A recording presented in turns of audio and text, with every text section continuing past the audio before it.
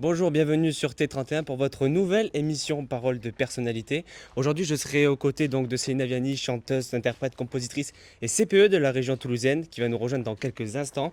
On parlera de son attachement à la musique, de son dernier single Ça va danser qui a été tourné ici même à Auch et de sa double profession de CPE qui accompagne celle de chanteuse. Le décor est planté, bienvenue dans Parole de personnalité.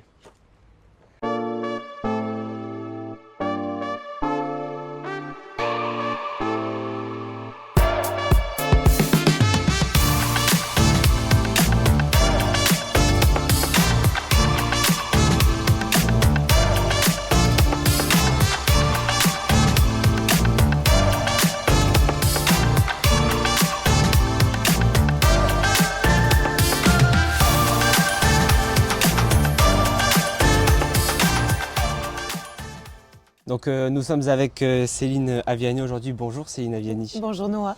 Maintenant vous êtes habituée donc à ces interviews. Donc ça vous fait quelque chose d'être interviewé à nouveau ici, à Auch surtout? Ouais, je suis très contente parce que c'est la première fois du coup qu'il y a une interview après le clip de Ça va danser et je suis trop contente de le faire du coup avec toi, avec des jeunes et tout, je trouve ça trop bien. Et on espère qu'elle sera la plus naturelle possible parce que c'est le but d'une interview. C'est ça. Donc on va être le plus naturel possible. Avant de commencer, je vous laisse donc vous présenter à ceux qui nous écoutent, ceux qui nous regardent. Alors je me présente, je m'appelle Céline Aviani, donc je suis auteure, compositrice et interprète. Je suis originaire du Gers et donc j'ai sorti un premier EP en juin 2025. Il s'intitule I. Exactement, I. Et voilà, qui est un premier EP en fait, qui est le premier chapitre de l'album que je prépare. Et donc, je pense qu'il y en a beaucoup dans le Gers qui m'ont découvert avec le titre Ça va danser. Oui, surtout. Voilà, qui est un hommage vraiment au sud-ouest et qui annonce du coup le deuxième projet, le deuxième chapitre, qui sera un hommage à mes racines et à la... On y reviendra tout à l'heure. Yes. Donc vous avez dit que vous étiez chanteuse, artiste, compositrice et interprète. Oui. Comment la musique est entrée dans votre vie finalement? Vous étiez petite, adolescente, ou même là c'est une découverte en ce moment? Alors, la Comment musique, c'est venu? ouais, la musique est venue dans ma vie. Toujours, je me rappelle en fait la première chanson, je crois, qui m'a frappée, c'est On ne change pas de Céline Dion. De Céline Dion? Ouais. Moi, je suis un bébé des années 80-90, donc l'album avec Jean-Jacques Goldman, c'était quelque chose. Et je me rappelle m'être dit, waouh, ça m'avait procuré une émotion. Donc après, j'ai demandé à faire du piano, j'ai commencé à chanter. Donc j'ai fait ça un petit peu toute mon adolescence, mon enfance. J'ai fait du théâtre, j'ai fait de la danse, mais je m'étais jamais dit que j'en ferais un métier. Et c'est vraiment après quand je suis arrivée en études supérieures à Toulouse que la musique est un peu revenue vers moi de manière un peu particulière. Ma maman s'est plantée, elle m'a inscrite sur une audition du conservatoire à Toulouse. Et en fait, c'était une audition pour rentrer vraiment dans une formation pro. Et donc, je suis rentrée au conservatoire. Un mal pour un bien finalement. Un mal qui a vraiment été très, très bien. Donc vous avez Céline Dion, on peut l'appeler comme idole pour vous? Ah ouais, c'est ma gotte. Et finalement, comment vous vous êtes mis le pied à l'étrier? Comment vous avez commencé votre carrière? Qu'est-ce qui a fait que des rencontres peut-être qui ont tout déclenché? Qu'est-ce qui s'est passé? Ouais, en fait, ça s'est passé que donc je suis rentrée au conservatoire, j'ai découvert l'écriture, la compo. Je me suis dit, en fait, c'est ça que je veux faire de ma vie. Je veux vraiment écrire des chansons. Après, je me suis beaucoup rodée parce que je trouve que c'est un métier auquel il faut vraiment être sûr qu'on a envie de faire ça. Parce que c'est un métier qui est difficile avant de vraiment réussir. Donc j'ai fait beaucoup de petits marchés, de petites scènes un peu comme ça. J'ai commencé à pas mal composer et je me suis dit ok, c'est ce que je veux faire. Mais ce qu'on nous apprend pas au conservatoire, et ça je le dis à tous les jeunes qui veulent se lancer ou toutes les personnes qui nous regardent, c'est qu'on nous apprend pas que c'est une industrie. On nous apprend la musique, mais on nous apprend pas que c'est un business. Ça a été dur de trouver un réseau au début? Ouais. Très dur. C'est très très dur. C'est vraiment quand je suis arrivée à Paris et c'est vraiment à partir de 2021-2022 où là j'ai commencé à faire les premières rencontres intéressantes et où j'ai vraiment commencé à me structurer, à créer mon label de musique et là c'était parti. J'imagine surtout que l'épidémie aussi du Covid-19 n'a pas aidé du tout dans l'apprentissage entre guillemets, si on peut l'appeler comme ça. Et à la fois pour moi ça a été vraiment là où ça a été un déclencheur parce que du coup je me suis vraiment commencé un peu à plus poster sur les réseaux. Et là j'ai été contactée par un artiste qui s'appelle Brice Conrad qui avait sorti un titre qui avait cartonné dans les années 2010. Et qui m'a dit est-ce que ça dit qu'on fasse des chansons ensemble et ça s'est fait comme ça. Il m'a invité à Strasbourg et là après j'ai rencontré Ota qui bosse aujourd'hui avec Julien Libre, qui bosse avec Slimane et tout ça. On a bossé ensemble en studio et là c'était parti. D'accord, tout simplement. Tout simplement. Et voilà, et après donc ça fait c'est le début de l'aventure Céline Aviani, on va dire telle qu'elle existe aujourd'hui. Justement, cette carrière. Donc, il y a plus d'1 an, vous avez sorti votre premier EP Oui. I, Oui. qui regroupe 6 titres sur Spotify, qui est disponible donc sur toutes les plateformes. Oui. On le mettra à la fin de la vidéo.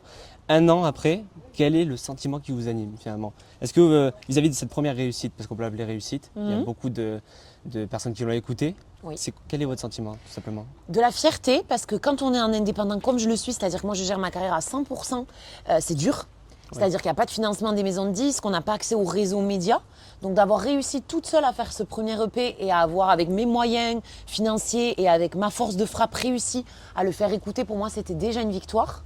Et après très rapidement en fait j'étais déjà dans la suite, j'étais déjà dans Ça va danser et je suis déjà dans ce nouveau projet. Déjà dans ma tête j'étais, il faut passer le step. Et la force aussi je pense, j'espère qu'il va être de ce projet, c'est de me dire qu'en fait c'est un premier EP qui se divise en chapitres. Okay. Donc en fait ceux qui n'ont pas encore entendu le premier EP, en fait pour comprendre l'album ils devront réécouter ce premier EP. D'accord. Donc je me dis forcément le public qui va arriver maintenant devra comprendre cet EP là pour comprendre la suite. Très clair, c'est très très clair. Super. Pourquoi maintenant? Pourquoi ce titre I ou barre romaine? Pourquoi? Racontez-nous. Alors parce que le premier chapitre I, ça se lit du coup I parce qu'en fait c'est la première lettre du nom de l'album. Ok. Et puis je me disais c'est le premier chapitre, les deux coïncident bien, c'est une double lecture. Donc ça ouvre vraiment quelque chose. Et donc peut-être là vous allez faire un choix difficile. Quel est le titre qui vous a le plus convaincu dans ce premier EP? Alors, il y a 2 titres, je pense, auxquels je suis très très attachée. C'est l'ouverture de ce projet, qui est vraiment l'intro, et qui, je trouve, est vraiment une intro que j'ai pensée pour la scène. Et à chaque fois que je l'écoute, je me dis, waouh, je me vois arriver sur scène avec ce titre-là. Donc ça, vraiment, émotionnellement, ça représente quelque chose pour moi. Et après, un titre qui a beaucoup marqué, je pense, les jeunes, notamment sur les réseaux, c'est SOS. Tout le monde l'a.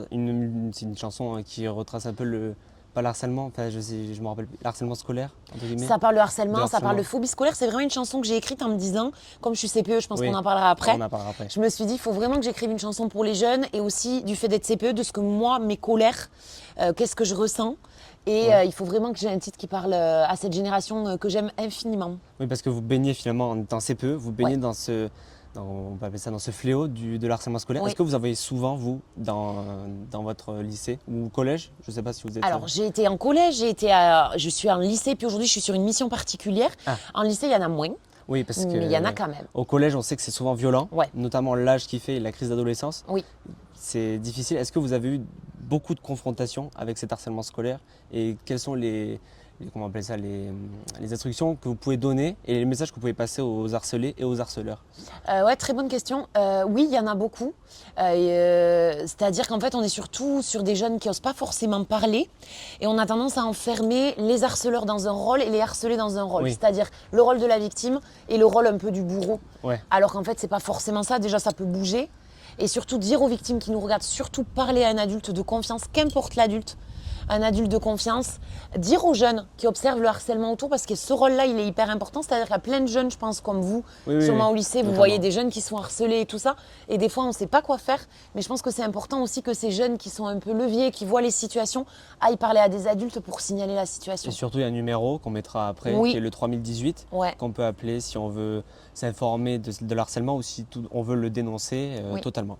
Il y a des spécialistes qui font partie de ce numéro. Complètement. Donc, on poursuit avec peut-être la meilleure partie de cette interview, avec votre dernier single, donc, que vous avez sorti le 11 juillet 2025, et qui est un hommage, donc, comme vous l'avez dit tout à l'heure, au Sud, et notamment la Gascogne, si j'ai bien compris. C'est ça. Et finalement, pourquoi avoir fait une musique qui montre l'attachement indéfectible donc, au Sud? Alors, parce que du coup, donc, ce premier EP, on est plus sur un premier EP autour de l'enfance, de la jeunesse et de ce qui peut faire traumatisme et qui peut faire rupture en fait dans le parcours qu'on peut avoir quand on est jeune. Je pense qu'on a tous été confrontés à un événement ou quelque chose qui nous a profondément marqué, voilà, et qui peut faire qu'à un moment, on n'est plus la même personne. Et je me suis dit, voilà, quand on a cassé, quand on a brisé, il faut se reconstruire. Et donc, moi, c'est ce qui m'est arrivé parce que j'ai été victime de harcèlement quand j'étais jeune. Et ça a vraiment marqué une rupture. J'ai l'impression qu'il y a eu une rupture dans mon identité. Comme si à partir de là, j'avais plus été la même enfant. J'avais perdu toute mon insouciance. Tout avait été balayé. Et ça m'a occasionné des angoisses, de l'anxiété, des tocs, plein de choses en fait que je trimballe. Ça va beaucoup mieux aujourd'hui, mais que je trimballe des fois encore aujourd'hui parce que ça nous suit toujours, en fait. Ça touche, toujours. Ouais, toute sa vie, on est marqué par ça. Et je me suis dit, une fois qu'on a cassé, il faut se reconstruire. Et je me suis dit, de quoi il faut que je parte? Et il faut que je parte d'où je viens, de mes racines, comprendre aussi ma famille, qu'est-ce qui fait aussi que j'ai pu être cette personne-là. Et donc, je me suis dit, il faut que je revienne chez moi. Donc, il faut que je revienne là où j'ai grandi dans le Gers et que j'aille explorer la ruralité, la Gascogne. Qu'est-ce que c'est que d'être jeune aussi en milieu rural? Qu'est-ce que c'est de grandir? Parce qu'on a peut-être, c'est compliqué de s'imaginer avoir des possibilités quand on a grandi dans un milieu rural et qu'on veut des carrières artistiques ou des carrières plus grandes. Je pense que peut-être tu vois ce que c'est. Oui, je vois. Il y a beaucoup de personnes justement issues de ce milieu rural qui derrière ont plus de mental pour réussir comparé à des gens qui sont nés, excusez-moi de l'expression, mais le cul dans le beurre. Et donc voilà, je trouve que c'est bien d'appuyer sur cette jeunesse. Et justement, cette jeunesse, on va en parler juste après. Oui. On a vu qu'elle était dans le clip de Ça va danser. Yes. Notamment beaucoup de jeunes qui, donc, nous montrerons après, ont été sur la Corée de Ça va danser. Ouais. Donc ce qui est d'actualité, c'est ce clip. Oui. Donc qui cumule déjà 30 000 vues sur YouTube. C'est ça. En à peine un mois. Ouais. C'est tout simplement énorme. Ouais. Vous pourrez retrouver donc ce clip sur la chaîne de Céline Vianney. Donc on mettra une nouvelle fois les réseaux. Et ce clip, il a été tourné ici sur l'escalier monumental de Auch. Un clin d'œil pour le département natal, le Gers. Ça vous tenait à cœur de faire ce clip ici? Complètement, parce que c'était vraiment du coup. Et puis, tu vois, j'habite à Paris en parallèle. Et je me rends compte qu'en fait, Paris organise un peu toute la société culturelle française. Et je me suis dit, en fait, je vais repartir d'où je viens et je vais aller mettre à l'hommage les gens qui ont le même accent que moi, les gens qui ont la même culture que moi. Et je voulais que ça soit un projet collectif. Et c'est pour ça que je voulais ce tableau extraordinaire, parce que déjà, on a un escalier monumental qui est magnifique. Et je me suis dit, moi, je suis fan de comédie musicale. J'ai grandi dans les épaules que Disney Channel. Je suis vraiment un bébé de ça. Et j'adorais ces grands tableaux un peu comédie musicale de fou. Et je me suis dit, sur cet escalier, ça va rendre magique. Et je voulais un tableau coloré parce que je trouve qu'on a beaucoup aseptisé les choses aussi. Et je me suis dit, je veux de la couleur, je veux que ça brille, je veux qu'il y ait des références aux mousquetaires. Et j'ai passé une annonce sur les réseaux. Et comme tu disais, il y a plein de jeunes qui ont répondu. Et ça a été merveilleux. C'est mon meilleur souvenir à l'heure actuelle. Quand on regarde le clip, on voit qu'il y avait vraiment beaucoup de jeunes. C'était l'entièreté limite à la Corée. J'ai trouvé que c'était bien parce que du coup prendre entre guillemets les nouveaux talents, de faire passer la jeunesse. Et justement, quelle est l'organisation d'un clip? Parce que on adore quand on ne fait pas de la musique, regarder les clips de nos chanteurs préférés, etc. Mais derrière, il doit se cacher une organisation digne de l'escalier, monumentale. C'est ça, vraiment. Donc, est-ce que vous pouvez nous en dire un peu plus sur cette planification, l'organisation, et s'il y avait des personnes connues ou pas qui vous ont aidé, si vous pouvez les mentionner ici? Ouais, alors ça a été beaucoup d'organisation parce que ça a été, je pense, au total plus de 8 mois de préparation.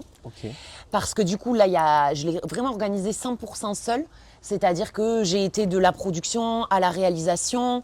Alors, il y a eu un co-réalisateur, Alexandre Magnin, avec moi, qui était aussi lui en école de cinéma à Toulouse. Ça a été vraiment un clip qui a été fait avec la jeunesse, donc je suis hyper contente. Mais à la base, on devait le tourner en octobre et puis il y a eu la tempête. Donc, on a dû tout déplacer en avril. Donc, il faut tout réorganiser. Les gens qui avaient dit oui en octobre, vont-ils dire oui en avril? Donc, on refait passer des annonces. C'est une organisation de fou. Moi, j'ai voulu absolument me former à l'escrime artistique.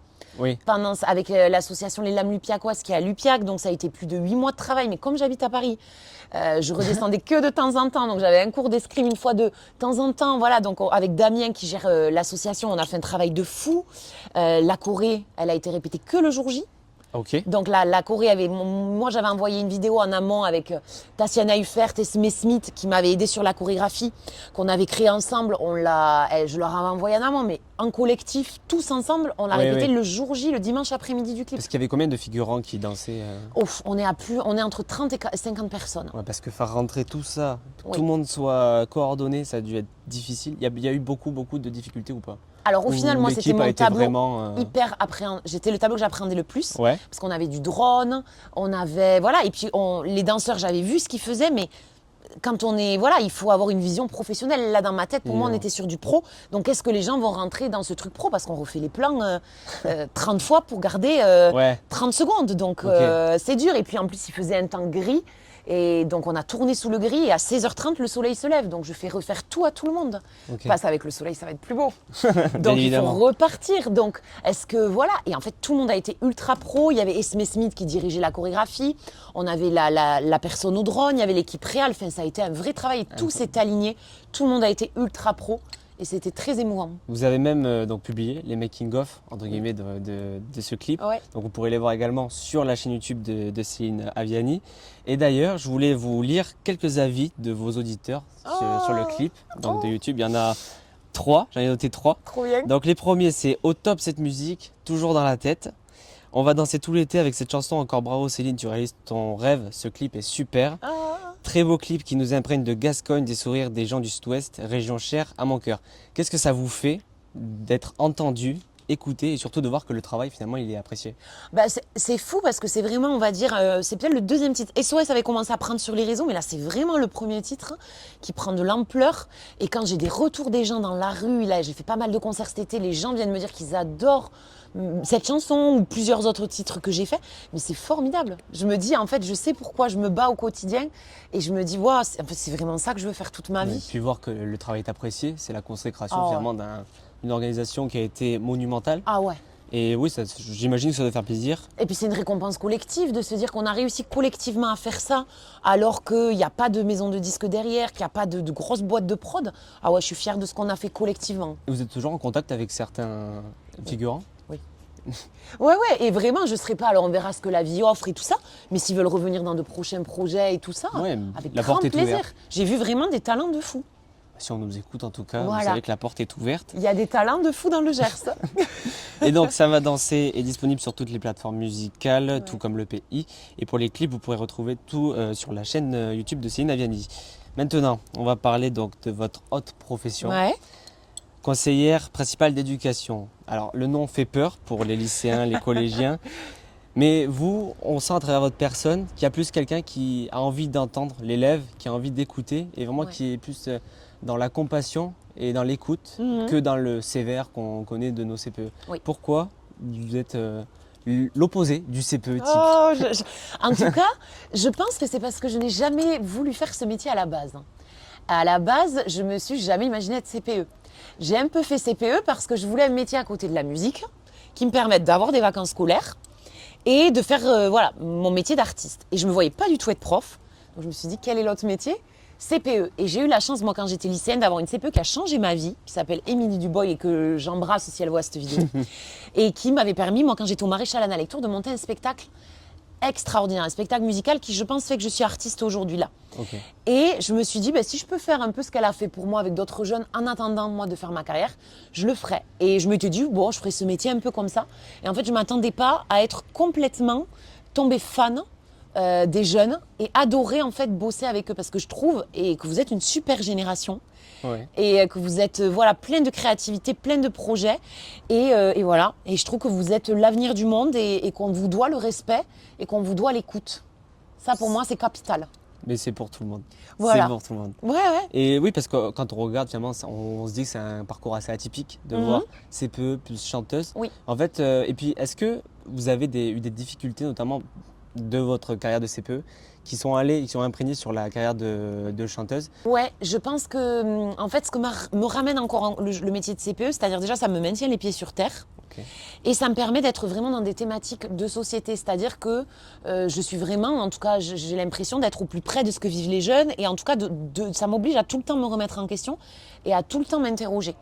Et de m'interroger sur déjà la place de la culture à l'école, la place de la jeunesse dans notre société et presque la place politique qu'occupe aujourd'hui la jeunesse dans nos sociétés et dans la démocratie française. Oui, Ça, c'est parce un que sujet qui finalement, m'intéresse beaucoup. La vie réelle, Ouais. derrière, c'est comme une inspiration pour vos titres. Complètement.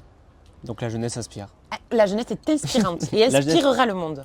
Ça, c'est sûr. Et donc, vous avez aussi, donc vous venez de le dire, mêlé musique et scolarité pour en faire un son contre le harcèlement scolaire. Oui. Un nouveau monde que Oui. vous pouvez écouter, qui est très touchant, que Merci. j'ai décidé de prendre, car moi-même j'ai subi de l'harcèlement scolaire. Ok. Vous vous sentiez obligé de faire son, obligé quand on constate l'harcèlement, vous vous êtes senti obligé de le faire. Oh. Et et vous voyez au quotidien des scènes d'harcèlement. Oui. Est-ce que pour vous c'était vraiment, vous êtes dit, ok, je prends le positif de ce que je vois, mais il faut aussi que j'étale le négatif. Et est-ce que pour vous ça vous a permis de faire ce son? Complètement. Déjà, comme ce premier EP, je disais, ça parle de ce qui a fait fracture chez moi. Moi, c'était vraiment le harcèlement. Et je me suis dit, quand j'ai presque finalisé l'EP, je me suis dit, en fait, il me manque la raison qui fait que je suis artiste aujourd'hui. Et donc, je me suis dit, il faut cette chanson sur le harcèlement, je l'ai vécue. Et je me suis dit, il faut absolument que je sorte de cette posture, moi, d'enfant et qui a vécu ça, pour me mettre en fait à la place des jeunes que j'accompagne et de leur dire, vous voyez, on peut avoir été un moment harcelé, ça ne définit pas qui on va devenir par la suite. Et il faut garder confiance en soi, peu importe le harcèlement. C'est ça. Voilà, il y en a, ça dure des années. Ouais. Et il y en a, ça dure l'espace de 2 semaines. Mais quoi qu'il arrive, que ça dure 2 semaines, des années, il faut le dénoncer car c'est quelque chose de très grave. D'ailleurs, je vais donner un chiffre parce que je me sens obligé, entre guillemets, de le faire. C'est super. 35% des jeunes, donc entre 6 et 17 ans, déclarent avoir subi de harcèlement scolaire, soit entre 700 000 et 1 million d'élèves touchés par le fléau. Donc le numéro national, tout à l'heure, on l'a donné, c'est le 3018. N'hésitez pas vraiment à appeler. Et donc, avant de terminer cette partie interview, j'avais une dernière question à vous poser. Quelles sont les personnes que vous souhaiteriez remercier, ceux qui pour vous vous ont aidé et accompagné tout au long de votre parcours? On a donc votre CPE qui a sûrement changé un peu votre vie. A changé ma vie, c'est sûr. Est-ce qu'il y a d'autres personnes qui ont eu la même importance? Oui, alors déjà je remercierai ma maman. Et je pense qu'on est beaucoup à remercier nos mamans dans les parcours, ça dépend des parcours de vie, mais ma mère c'est vraiment mon rock et c'est ce qui fait aujourd'hui que je tiens, parce que des fois c'est pas facile, hein. C'est un métier qui est dur et du coup c'est elle qui fait que je relâche jamais et qui veut le meilleur pour moi, parce que je pense qu'il faut s'entourer de gens qui veulent le meilleur pour nous, qui nous connaissent tellement, qui veulent qu'on devienne la meilleure version de nous-mêmes et pas qu'on reste la version que eux veulent de nous. Et ça je crois que c'est important, donc je remercierai ma mère infiniment et je remercierai aussi, je crois, ma prof de danse. Voilà, quand parce qu'une fois que j'ai été harcelée, en fait, après, ça a été très compliqué. Et je me suis retrouvée dans son cours de danse contemporaine. Elle s'appelle Nicole Ponticelli à Lectoure et moi, j'en faisais à Florence. Et elle m'a accueillie avec toutes mes gaucheries, avec toutes mes maladresses, avec tout ce qui n'allait pas chez moi, enfin, moi, que je trouvais pas normal. Et elle en a fait une force. Et ça, je crois que ça a aussi changé mon rapport à la vie et aux choses. Voilà, c'est les personnes que je remercierais. Voilà, si vous voyez cette vidéo, peut-être que ça va vous toucher. Merci en tout cas d'avoir été avec nous, Céline Naviani. Ça s'est bien passé? Bravo, c'était trop bien. C'était concis, mais voilà, c'est toujours une première, c'est la première. J'espère que ça va nous emmener loin donc pour le média T31. Et je te le souhaite. Merci. Quelques événements en approche, on va faire votre promotion. Ah ben parfait. 25 septembre, normalement, concert au bar le Wine O'Clock à Auch. Entre 20h et 20h30. Et j'aurai le plaisir le lendemain, le 26 septembre, d'ouvrir le festival Les Feux de Gascogne à l'île de Noé. Donc très très beau festival. Donc venez nombreuses à ces 2 dates. Merci Céline Naviani, les monteurs, donc on va mettre votre TikTok. Il me semble que vous êtes active sur TikTok, Instagram, YouTube. Donc voilà. Et avant de terminer cette interview, on a une marque de fabrique ici, c'est que je vais vous demander de m'accompagner juste devant pour faire une photo. Quant à nous, on se dit à plus tard sur T31. Tout de suite, Ça va danser de Céline Naviani. Beaucoup d'accents et de galères. On vient du sud, on en est fiers. Mousquetaires, on va chanter toute la nuit. On va pleurer s'il le faut. Et surtout, on va danser dans toutes les villes, les petits villages, de Saint-Jean-de-Luz à Narbonne-Plage. Ça va danser, ça va danser, ça va danser. Dans les férias, les bodegas, de Carcassonne jusqu'à Bastia. Ça va danser sur nos terres. Souffle les voix de nos ancêtres, pères solitaires et ne dit